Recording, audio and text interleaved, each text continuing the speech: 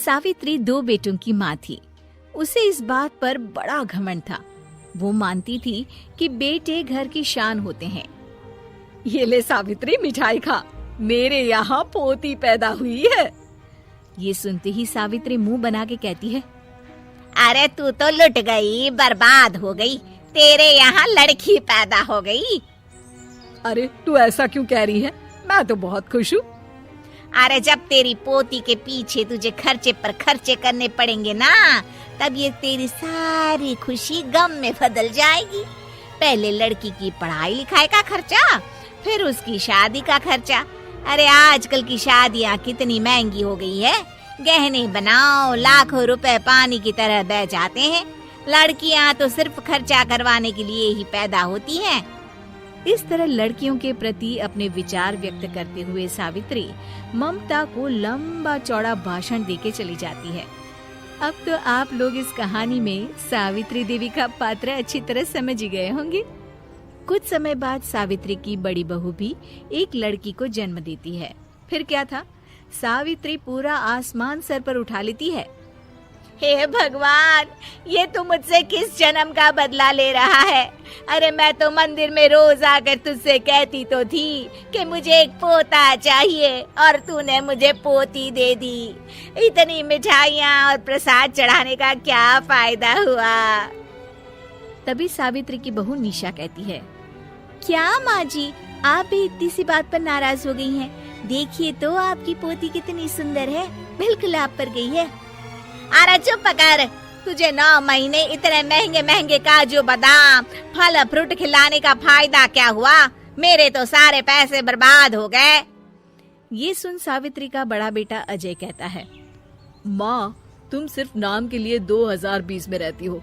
असल में तुम्हारा दिमाग सैकड़ों साल पुरानी सोच रखता है। आज के जमाने में लड़का और लड़की में कौन फर्क करता है? मैं तो बहुत खुश हूँ कि भगवान ने मुझे लक्ष्मी के रूप में बेटी दी है। लेकिन सावित्री पर अजय की बातों का कोई असर नहीं होता। नालायक, अपनी पत्नी की जबान बोल रहा है। मेरा बड़ा बेटा तो हाथ से गया।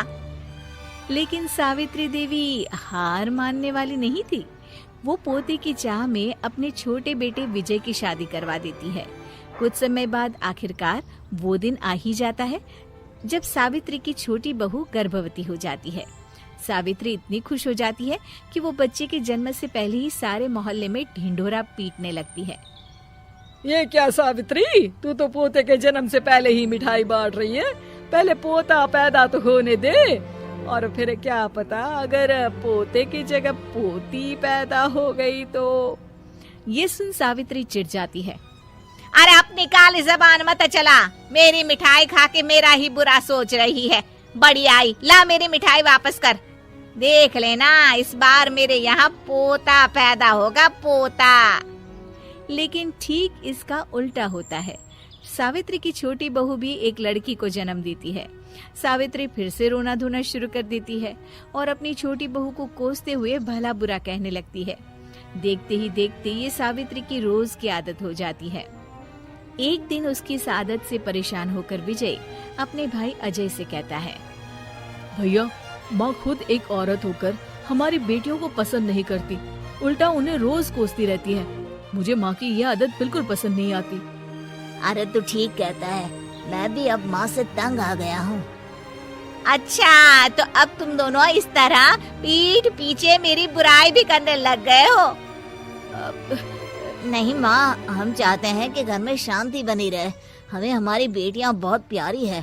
मैं नहीं चाहता कि वह तुम्हारे ताने सुन सुन कर बड़ी हो, और इसीलिए हम दोनों ये घर छोड़कर चले जाएंगे। हाँ माँ, मैं भैया की बात से सहमत हूँ। जब तुम इस घर में अकेली रहोगी तब तुम्हें अपनों की कीमत का एहसास होगा। अपने दोनों बेटों के मुंह से अपनी माँ के लिए इतने कठोर शब्द सुन सावित्री भावुक और रुआंसी होकर कहती है, क्या सच में तुम दोनों मुझे इस घर में अकेली छोड़कर चले जाओगे? हाँ माँ। हाँ माँ, अब पानी सर के ऊपर जा चुका है। मैं तुम दोनों के बिना नहीं रह सकती। अपनी सास के आंसू देख अजय और विजय की पत्नी अपने पतियों से लड़ पड़ती है। अरे जिसे जाना है वो जाए, मैं माँ जी को छोड़कर कहीं नहीं जाने वाली। भाभी, आप ये क्या कह रही हैं? वही जो तुम सुन रहे हो, दीदी बिल्कुल सही कह रही है। हम बेटियों के संस्कार हमें सिखाते हैं कि सास माँ समान नहीं बल्कि माँ ही होती है और उस माँ की जिंदगी भर सेवा की जाती है। बेटे अपना फर्ज भूल सकते हैं, लेकिन बेटियां नहीं। आप दोनों शौक से जा सकते हैं। माँ जी, हम दोनों के रहते आपको किसी बात की फिक्र करने की जरूरत नहीं। फिर क्या था, सावित्री के ऊपर छाए बेटों के घमंड के बादल उसकी बेटी स्वरूप बहुओं के तेज के आगे आंसू के रूप में परिवर्तित होकर सावित्री की आंखों से बहने लगते हैं और वो उन दोनों को गले लगा लेती है।